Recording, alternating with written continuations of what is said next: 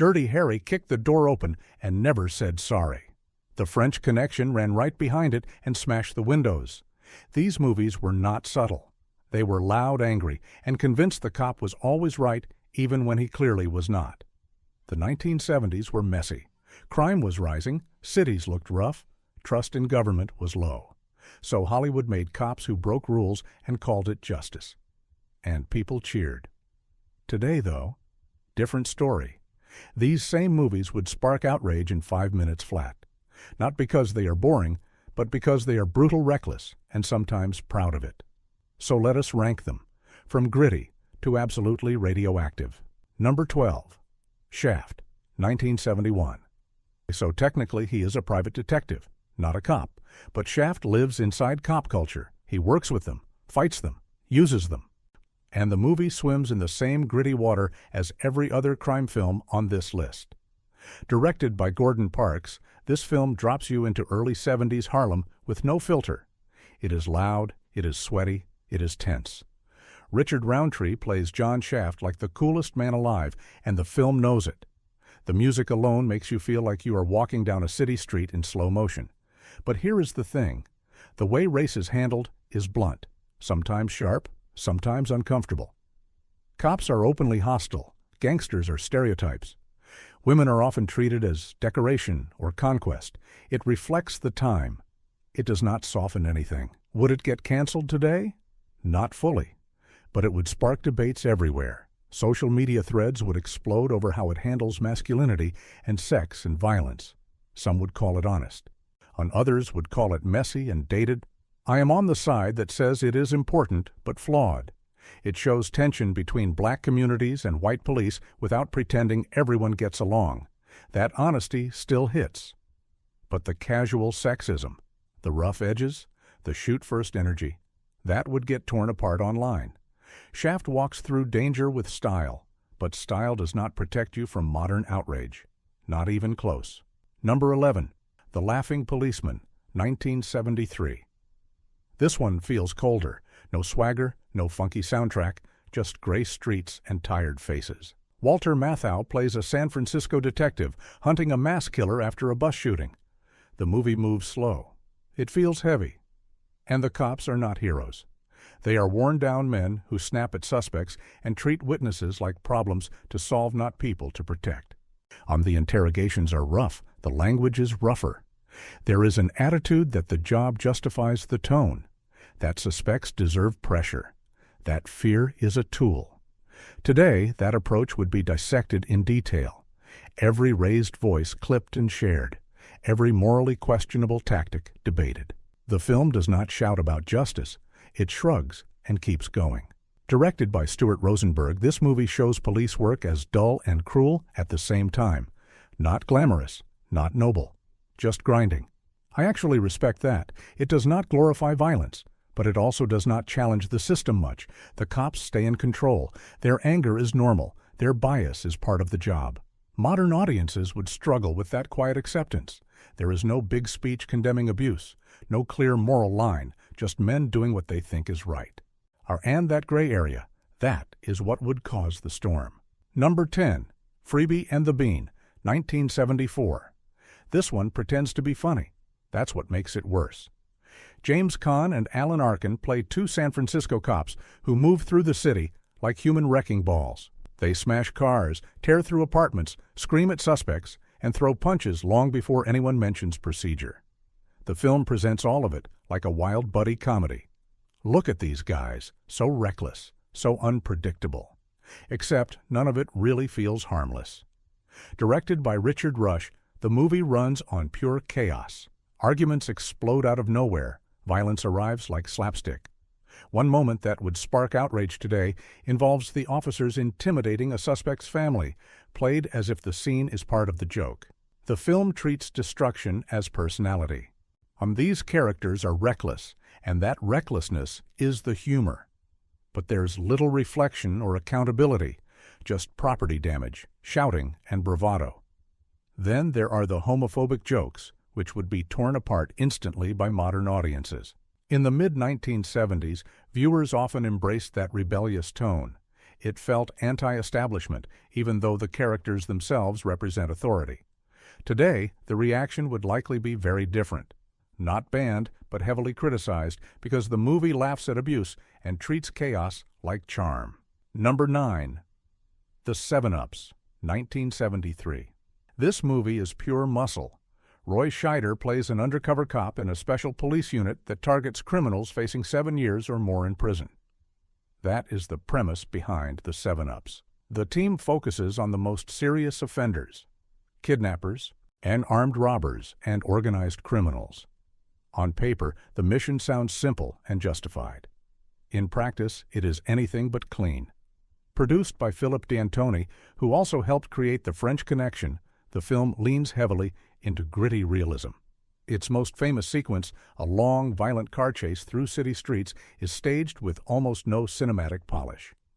Metal crashes, glass shatters, and bodies slam against steel. There is no music to soften the brutality. The cops themselves operate in a moral gray zone. They bend rules, rough up suspects, and manipulate situations to get results. The film largely frames these tactics as part of tough police work rather than something to question. That approach would spark serious debate today.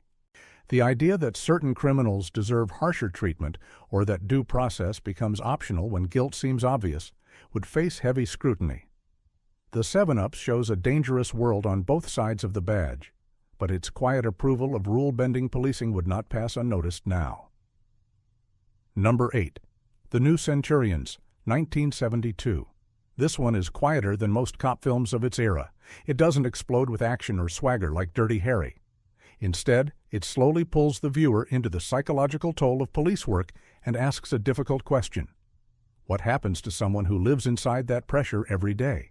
Directed by Richard Fleischer and based on Joseph Wambaugh's novel, The New Centurions follows rookie officers in Los Angeles as they learn the realities of street patrol. Their days are filled with domestic disputes, suicides, random violence, and constant tension.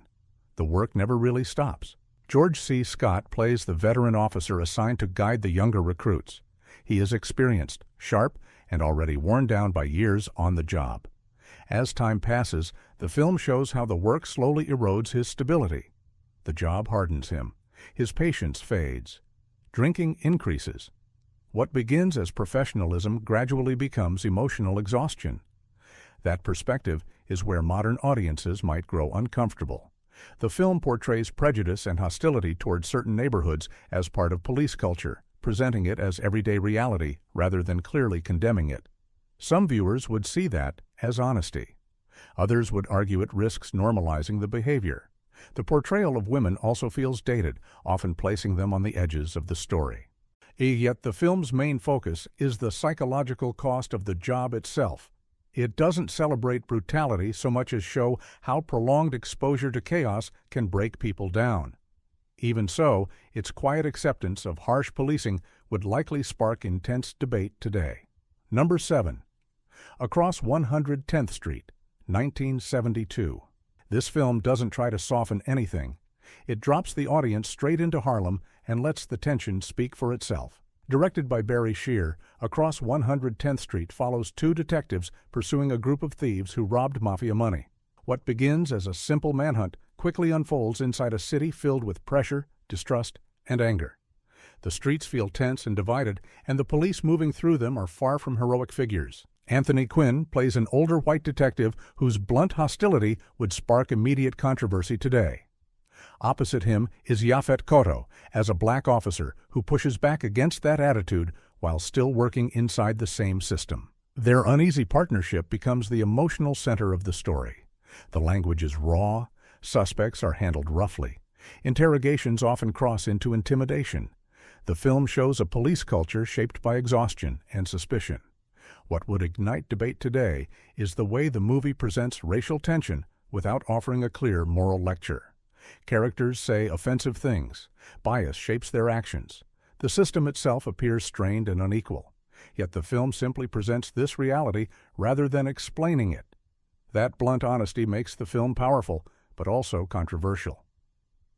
In today's climate, individual scenes could easily circulate without context, sparking intense discussion about how policing and race are portrayed. Number 6. The Enforcer, 1976. Yes, another Dirty Harry entry, because the franchise kept pushing the same idea even further. Clint Eastwood returns as Inspector Harry Callahan, the cop who does not wait, apologize, or hesitate. In The Enforcer, he hunts a militant group planning violent attacks across the city. The tone is tense and confrontational, with Harry once again positioned as the only person willing to act decisively. And that is exactly what would divide audiences today. The film attempts to refresh the formula by giving Harry a female partner. On paper it sounds progressive, but the execution feels dated. She is capable and determined, and yet constantly doubted and tested by the men around her. The film leans heavily into fears of social unrest and political violence. In response, Harry charges forward, threatening suspects and ignoring procedures because he believes the system is too slow to stop dangerous criminals. The camera consistently frames his aggression as necessary. Modern viewers would likely question that perspective. Why must the rules bend around one angry officer? Why does the story keep validating force as the clearest answer? The Enforcer reflects the anxieties of its era, but today its blunt worldview would almost certainly ignite debate. Number 5. Magnum Force, 1973. This Dirty Harry sequel pushes the franchise even further. If the first film hinted that the system was too soft on crime, Magnum Force states it outright. Our Clint Eastwood returns as Inspector Harry Callahan, still blunt, still carrying the massive .44 Magnum that defines his character. But this time the threat is not only criminals, it is other police officers. A secret group of young cops has decided the courts no longer work. Instead of arrests and trials, they execute criminals who slip through legal loopholes. No courtroom, no delay, just bullets. That premise alone would ignite controversy today. Directed by Ted Post, the film positions Harry as the moral middle ground. He opposes the vigilante officers and rejects their executions. Yet his own methods remain aggressive, threatening suspects, bending rules, and relying on intimidation. The story asks the audience to see him as the reasonable alternative. Modern viewers would likely question that framing. Is Harry truly different, or simply less extreme? The film moves quickly with intense action, motorcycle chases, sudden gunfights, and tense confrontations. Beneath it all lies a blunt idea. When the legal system fails, someone stronger must step in. That belief would spark fierce debate today. Number 4. The French Connection, 1971. Before anyone objects, yes, this film won Oscars, yes, it is widely respected, and yes, it is considered one of the greatest crime films ever made, but that does not mean it would arrive quietly if released today. Directed by William Friedkin, The French Connection follows Gene Hackman as New York detective Jimmy Popeye Doyle, pursuing a massive heroin smuggling network. The famous car chase beneath the elevated train remains one of the most influential action scenes ever filmed. Loud, reckless, and terrifyingly real. But Popeye Doyle himself is far from heroic. He is impatient, abrasive, and openly hostile toward almost everyone around him. He insults civilians, roughs up suspects, and uses slurs that would spark immediate backlash today. The film shows these traits clearly, yet it rarely pauses to condemn them. Instead, the camera stays close to Doyle's obsession. His intensity drives the story forward. That tension is what makes the film complicated. It reveals Doyle's flaws and the damage caused by his tunnel vision, yet it also makes him strangely compelling to watch. Modern audiences would debate whether the film critiques his behavior or unintentionally glorifies it. Artistically, The French Connection would still be powerful today. But culturally, every scene and line of dialogue would likely be dissected and debated. From Number 3. Serpico, 1973.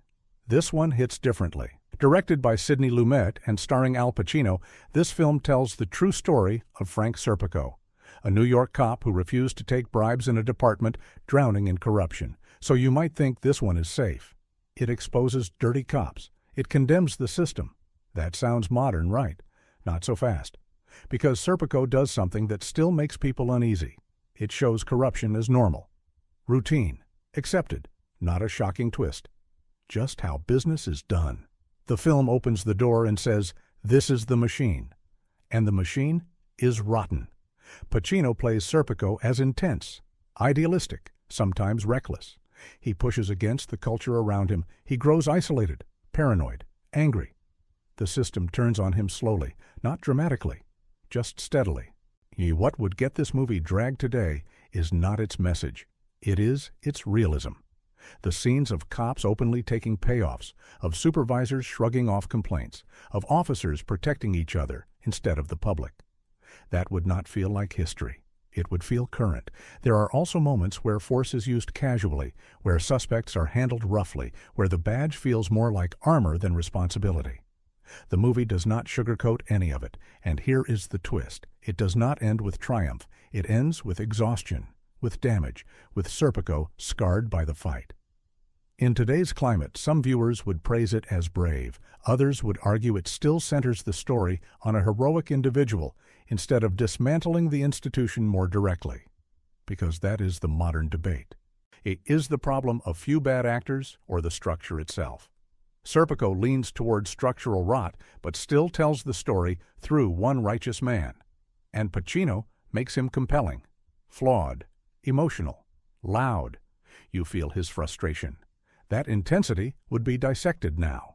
Every argument scene, every moment of confrontation, every instance of violence under stress. But here is my take. Serpico would not be canceled. It would be weaponized, used in arguments on both sides, quoted by people demanding reform, quoted by people defending whistleblowers, quoted by critics of the entire system. It is gritty in a way that does not glamorize brutality, but does show how easily brutality becomes normalized. And normalization is what unsettles modern audiences the most, because when corruption looks routine instead of shocking, that hits harder than any shootout. And that is why this film still feels dangerous, not because it cheers bad behavior, but because it shows how deep it can go. Now we enter the movie that did not just show a cop bending rules, it built a monument to it. Number 2. Death Wish, 1974. Yes, he is not technically a cop. He is an architect, a regular guy, a husband, a father. And that is exactly why this film would detonate today. Directed by Michael Winner and starring Charles Bronson, this movie follows Paul Kersey after his wife is murdered and his daughter is assaulted during a home invasion. The police investigate. Slowly, ineffectively, the city feels out of control. So Kersey decides to do something about it. He buys a gun. He walks the streets at night. He dares criminals to approach him. And when they do, he shoots them. He does not frame this as tragedy alone. It frames it as empowerment.